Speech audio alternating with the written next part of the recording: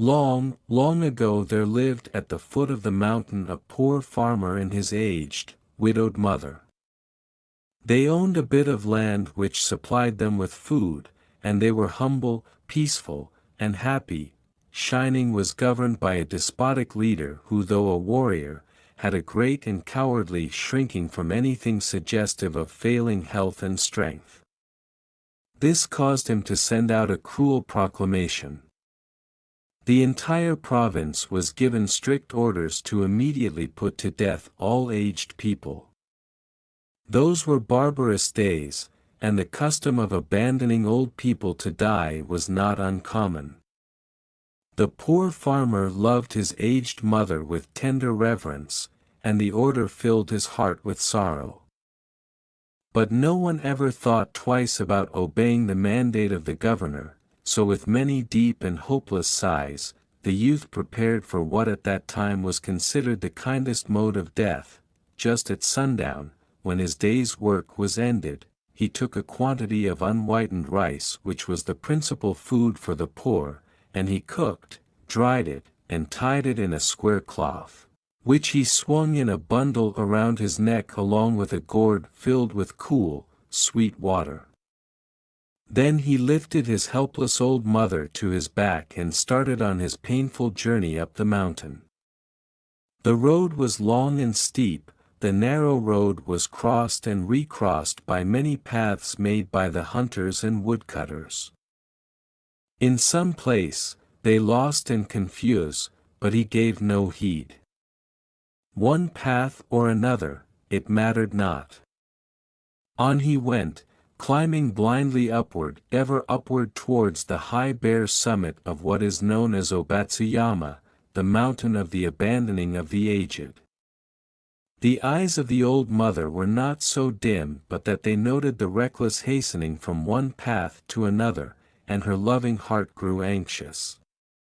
Her son did not know the mountain's many paths and his return might be one of danger, so she stretched forth her hand and snapping the twigs from brushes as they passed. She quietly dropped a handful every few steps of the way so that as they climbed, the narrow path behind them was dotted at frequent intervals with tiny piles of twigs. At last the summit was reached. Weary and heart-sick, the youth gently released his burden and silently prepared a place of comfort as his last duty to the loved one. Gathering fallen pine needles, he made a soft cushion and tenderly lifted his old mother onto it. He wrapped her padded coat more closely about the stooping shoulders and with tearful eyes and an aching heart he said farewell. The trembling mother's voice was full of unselfish love as she gave her last injunction. "Let not thine eyes be blinded, my son," she said. "The mountain road is full of dangers. Look carefully and follow the path which holds the piles of twigs.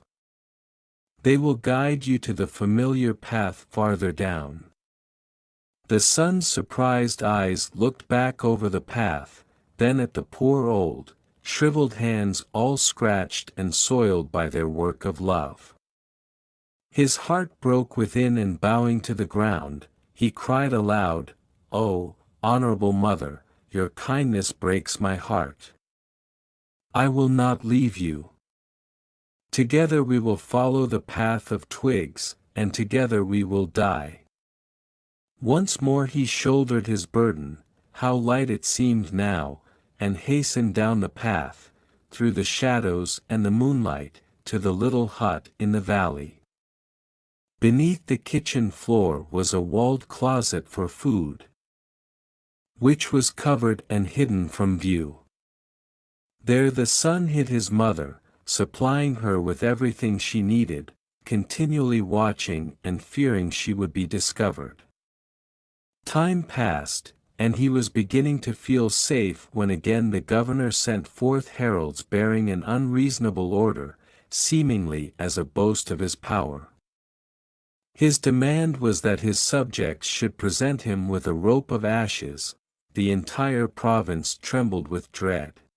The order must be obeyed, yet who in all shining could make a rope of ashes? One night, in great distress, the son whispered the news to his hidden mother. "Wait," she said. "I will think." "I will think." On the second day she told him what to do. "Make rope of twisted straw," she said.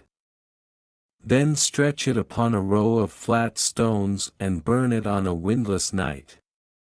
He called the people together and did as she said, and when the blaze died down, there upon the stones, with every twist and fiber showing perfectly, lay a rope of ashes. The governor was pleased at the wit of the youth and praised greatly, but he demanded to know where he had obtained his wisdom. "Alas! Alas!" cried the farmer. "The truth must be told." And with deep bows he related his story. The governor listened and then meditated in silence. Finally he lifted his head. "Shining needs more than strength of youth," he said gravely. "Ah, that I should have forgotten the well-known saying, 'With the crown of snow, there cometh wisdom.'" That very hour the cruel law was abolished, and custom drifted into as far a past that only legends remain.